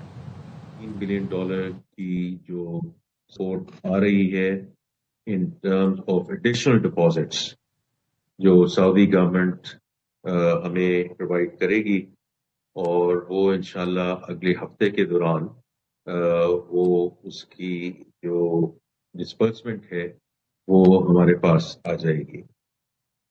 ایک تو اس کا یہ جزو ہے، اور this is in the context of the overall discussion کے جو مارکیٹ ریلیٹڈ سپورٹ ہے. بیکاز آپ کے سامنے ہے کہ گورنر صاحب ادھر بیٹھے ہیں کہ ہم نے پچھلے ہفتے $1.4 بلین کی ریپیمنٹ کی آف یورو بانڈ، اور میں نے اس دن بوسٹن میں بھی یہ کہا کہ بیکیم اے نان ایونٹ. تو اسی طرح جہاں بھی ہمیں ریپیمنٹ کی ضرورت ہے، اور ہم انشاءاللہ وی ویری کمیٹڈ کہ جہاں بھی میچورٹیز ہیں ان کو ٹائملی پے کریں.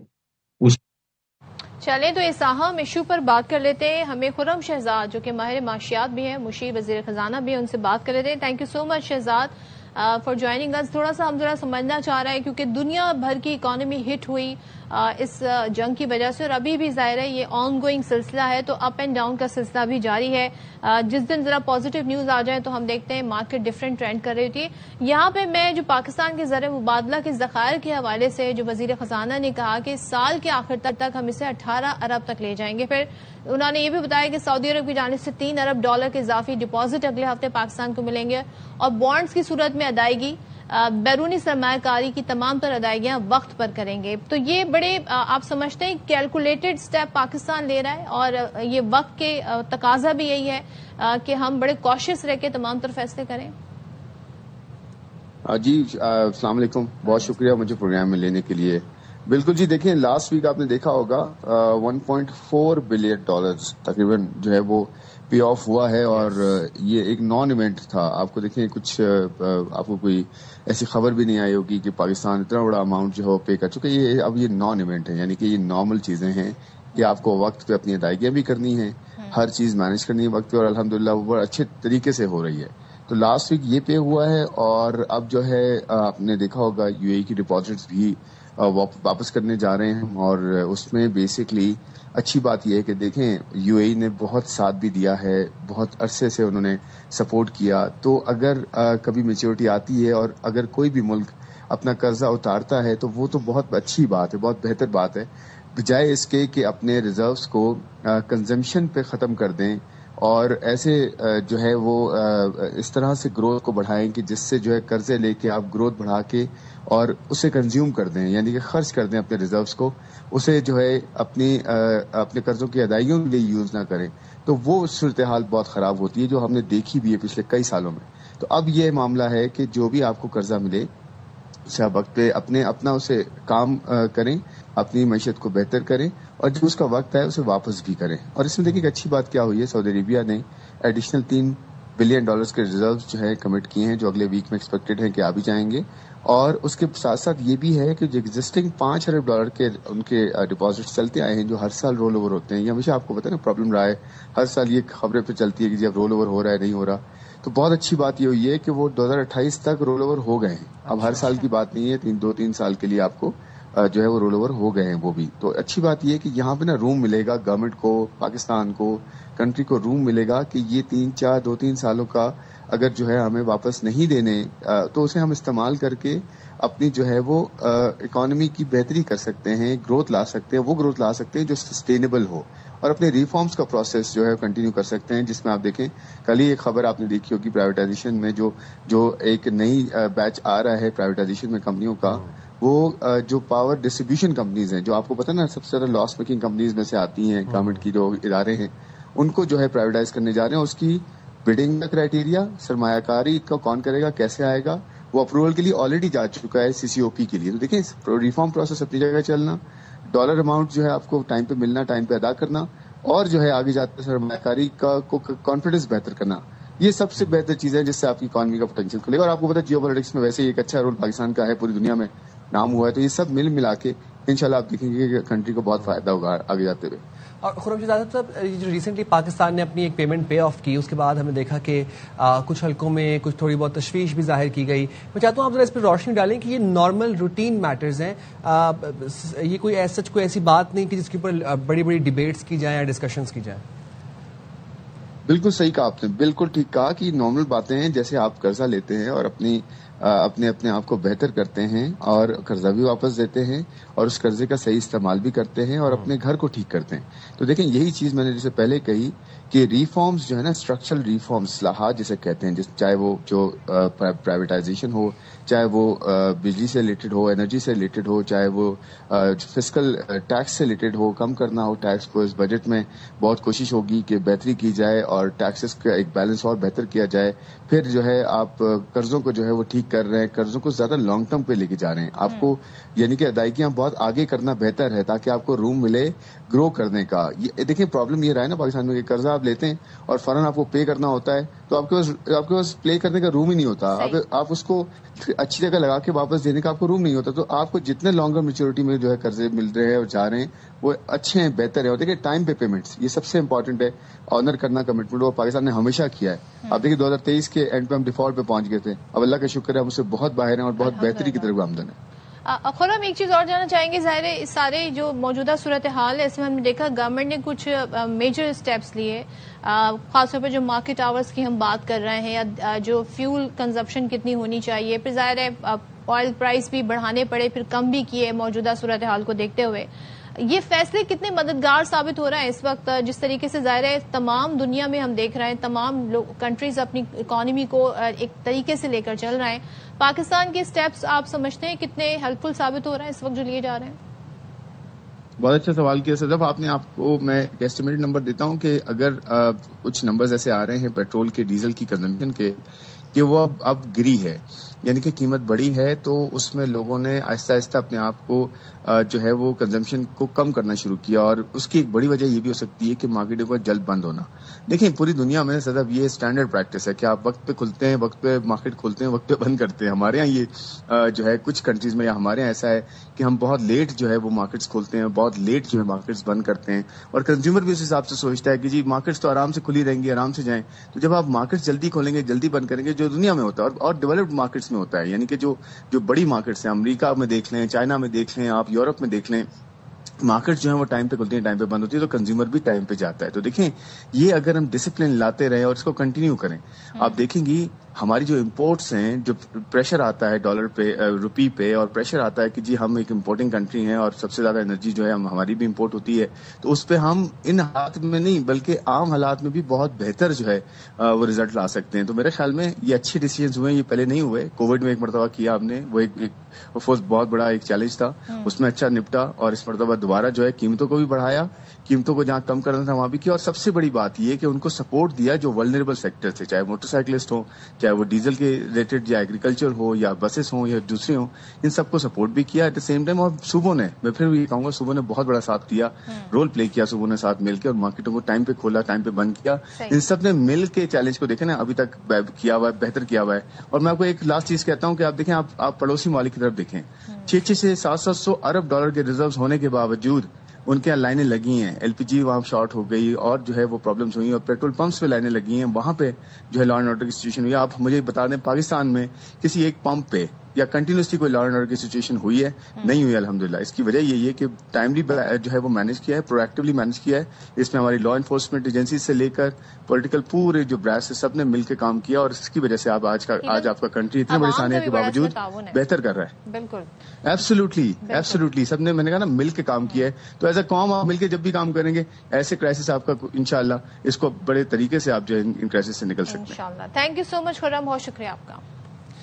تو جناب یہاں پہ ہم لیں گے شارٹ بریک بھی لے سکتے ہیں، اور اب لے لیتے ہیں اور حاضر ہوں گے بریک کے بعد. اسٹے دیر ود اس.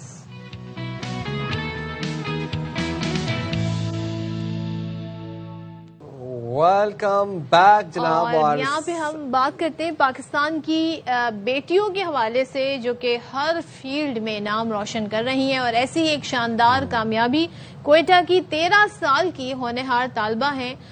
انہوں نے امریکہ میں ہونے والے عالمی کوپرنیکس اولمپیاڈ میں چاندی کا تمغہ حاصل کیا. انہیں اعزاز بھی حاصل ہوا ہے کہ بلوچستان کی پہلی اسٹوڈنٹ بن گئی جنہوں نے اس عالمی مقابلے میں سلور میڈل اپنے نام کیا. کیا بات ہے. تو پھر آپ ملوا رہی ہیں ہمیں ان اسٹوڈنٹ سے. ہم بات کریں گے ہونہار ارپانگا بریال ہمارے ساتھ موجود ہیں. بہت شکریہ آپ کا. I hope I pronouns your name correctly. Correct me if I am wrong. آپ کو سلور میڈل کی بہت مبارک ہو. پہلے تو اپنی کامیابی کے بارے میں بتائیے گا. یہ کیا جرنی تھی, کیا چیلنجز تھے, مقابلہ کس طرح کا تھا, کتنے راؤنڈ سے, ہم جاننا چاہیں گے. تھینک یو سو مچ. میں نے کوپرنیکس اولمپیاڈ کے فرسٹ راؤنڈ میں پارٹیسپیٹ کیا تھا. اس میں نے برونز میڈل جیتا. اس کے بعد میں دن میں 4 سے 5 گھنٹے پڑھائی کرتی تھی اور میں نے اپنا پرائمری سیکنڈ راؤنڈ جو تھا گلوبل ہیوسٹن میں 2026 میں اچھا. جہاں پر میں سلور میڈل جیتا. اور پانگا, آپ کا نام ذرا بتائیے گا. بڑا خوبصورت نام ہے. تو واٹ ڈز اٹ مین, اس کا مطلب کیا ہے؟ بانگا کا مطلب ایسٹ ہے اور پورے نام کا مطلب یونیک ایسٹ ہے. کیا بات ہے. ہمیں ذرا پانگا پھر یہ بتائیے گا کہ آپ نے اس اولمپیاڈ کے لیے کیسے کوالیفائی کیا, کیا طریقہ کار ہوتا ہے, کتنے ملک ہیں, ان کے اسٹوڈنٹ جو ہیں اس میں پارٹیسپیٹ کر رہے ہوتے ہیں, یا ان میں سے آپ فائنل ہوئی ہیں؟ 30,000 اسٹوڈینٹس میں پرائمری راؤنڈ میں آپ کو پاس کرنا پڑتا ہے. اس کے بعد 20 سے 20,000 اسٹوڈینٹس کے اوپر جہاں پہ 16 یا 25 کنٹریز ہوتی ہے جہاں پہ ڈفرنٹ اسٹوڈینٹس کے ساتھ پارٹیسپیٹ کرنا. اچھا, زبردست. اور ذرا یہ بھی بتائیے گا کہ اولمپیاڈ کے لیے آپ نے جو کوالیفائی کیا وہ کوالیفائنگ کا پروسیس کیا تھا, اور اس میں یہ بھی بتائیے گا کہ مقابلے میں جیسا کہ ہمیں پتہ ہے کہ 50 ملکوں کے طلبہ شریک تھے, تو کتنے طلبہ ٹوٹلی شریک تھے؟ ہمارے پرائمری راؤنڈ میں 50,000 اسٹوڈینٹس تھے اور گلوبل راؤنڈ میں 25,000 اسٹوڈینٹس تھے جہاں سے 60 کنٹریز تھی جہاں پہ ڈفرینٹ اسٹوڈینٹس نے پارٹیسپیٹ کیا تھا اور گلوبل راؤنڈ میں آئے تھے ہیوسٹن میں, اور ادھر ہم سب نے اپنا ایگزام دیا, پارٹیسپیٹ کیا اور میڈل جیتے. اچھا, تو ہم آپ کی تیاری بھی جاننا چاہتے ہیں بیکاز ساتھ ساتھ آپ کی اسکولنگ بھی جاری تھی. کتنا ہیلپ آؤٹ کیا آپ کی ٹیچرز نے, آپ کی فیملی نے, اور کس طرح تیاری کرتی تھی, کتنے گھنٹے آپ نے پڑھائی کی ہے اس کے لیے؟ میرے اسکول کے ایگزام بھی تھے تو میں اسکول کے لیے الگ پڑھتی تھی, اور میں اولمپیاڈ کے لیے 4 سے 5 آورز ایک دن میں پڑھتی تھی. میری ٹیچرز نے بھی مجھے سپورٹ کیا اور ہیلپ کیا. میرے سبلنگز اور پیرنٹس نے بھی بہت سپورٹ کیا. اور یہ بھی بتائیں, ظاہر ہے آپ نے امریکہ میں سائنسی اور تحقیقی اداروں کا دورہ بھی کیا, تو کیا آپ کو وہاں پہ ایسی چیز جو آپ سمجھتی ہوں کہ یادگار ہو یا آپ نے جس سے بہت سیکھا ہو؟ میوزیم گئی تھی, وہاں پر ہسٹورک اور سائنس کے بارے میں, فزکس کے بارے میں نے بہت چیزیں سیکھے. اور ناسا انٹرنیشنل اسپیس اسٹیشن میں جا کے وہاں پہ میں نے ان کے پیس کو ٹچ کیا جو بہت انسپائرنگ تھا. ادھر ڈفرینٹ ایسٹروناٹس اور ایسٹرونومی کے بارے میں پڑھ کے میں بہت انسپائرڈ ہوئی ہوں. تو what are your next plans, آگے کیا کرنا چاہتی ہیں, گولز کیا ہیں آپ کے؟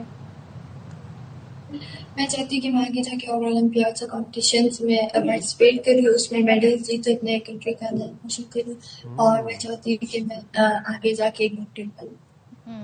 اچھا, اور بہت سی اس وقت بچیاں, لڑکیاں آپ کو دیکھ رہی ہیں, آپ کو سن رہی ہیں, ان کے لیے کیا میسج, کیا پیغام دینا چاہیں گے آپ؟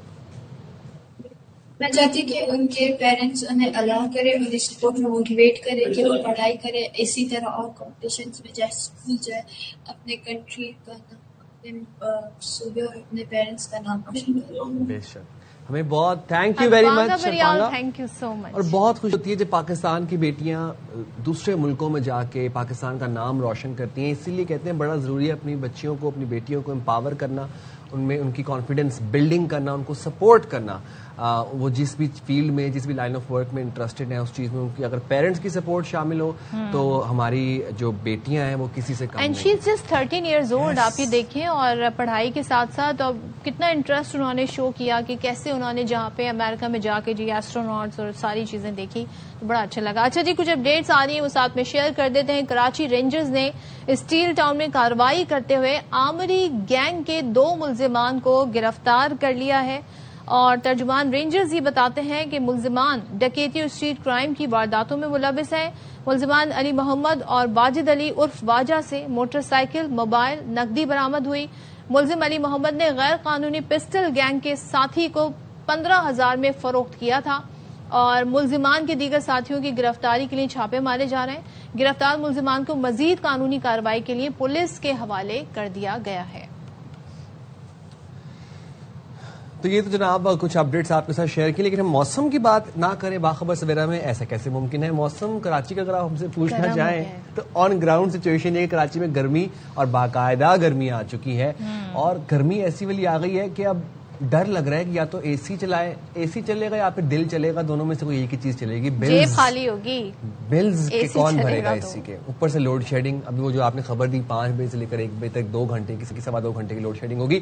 تو یہ پیک آورز میں لوڈ شیڈنگ بھی ہوگی، اور اب اے سی چلائیں نہ چلائیں اس کشمکش میں کراچی کے شہری ہیں. لیکن موسم جو ہے وہ گرم ہے اور حرارت آ گئی ہے، ایک حدت آ گئی ہے موسم کے اندر. ہم دیکھ رہے ہیں کہ جو ہوا چلتی ہے وہ بھی گرم چلتی ہے. دن میں تو بہت گرمی ہم دیکھ رہے ہیں، شام میں موسم تھوڑا بہتر ہو جاتا ہے تو لوگ بھی ہم دیکھ رہے ہیں. اچھا ایسے میں آپ کیا کر سکتے ہیں؟ یہ جو پرندے ہیں، چرند پرند ہیں، ان کے لیے آپ اگر ہو سکے تو پانی کا انتظام کر دیں. تو اس سے پہلے خود آپ لوگوں نے پانی کی انٹیک جو ہے نا اپنی وہ پراپر رکھنی ہے. ہائیڈریشن، اپنی ڈی ہائیڈریٹ آپ نے نہیں ہونا ہے، اور پلانٹس وغیرہ کا بھی کافی خیال رکھیں کیونکہ گرمی بھی ہے سخت، اور ہم دیکھ رہے ہیں کہ گرم ہوائیں بھی چل رہی ہیں. اب دیکھیں ہم ابھی تھوڑے دنوں پہلے آپ کو بتا رہے تھے جی کراچی میں ژالہ باری ہو گئی ہے. اب ہم آپ کو بتا رہے ہیں تھوڑے دنوں میں یہ بھی بتایا جا رہا ہے کہ جی ہیٹ سٹروکس کا بھی خطرہ ہو سکتا ہے. تو ہیٹ تو اس میں اب آپ کے لیے احتیاطی تدابیر یہ ہیں کہ ایک تو آپ نے اگر بہت ناگزیر ہے آپ کا نکلنا سورج والے آورز میں، سن لائٹ والے آورز میں، تو پھر آپ نکلیں تو اپنے ساتھ پانی کی بوٹل رکھیں. پانی پینے سے زیادہ امپورٹنٹ یہ ہے کہ آپ اس پانی میں الیکٹرولائٹ شامل کریں. لیمو لیمن ڈالیں، بلیک سالٹ بھی آپ ایڈ کر سکتے ہیں یا پنک سالٹ آپ ایڈ کر سکتے ہیں. Electrolytes are very important. تو اپنے آپ کو ہائیڈریٹڈ رکھیں. ایک ویٹ ٹال اپنے ساتھ ضرور رکھیں. لوگ جو بائک پہ رائڈ کرتے ہیں امبریلا کا استعمال کریں، وائی ناٹ؟ ہاں امبریلا کا استعمال کریں، لیکن وہ تیز ہوا میں امبریلا اڑ بھی جاتا ہے اکثر. میں نے سن بلاک کا استعمال ضرور کریں for your skin. For all the women and men as well. مرد حضرات بھی سن بلاک کا استعمال کر سکتے ہیں. تو جناب یہاں پر ہمارے پروگرام کا وقت ہوا ہے ختم، اور آپ سے ملاقات ہوگی انشاءاللہ کل. اپنا خیال رکھیں، دوسروں کا بھی خیال رکھیں. اللہ حافظ. پاکستان زندہ باد.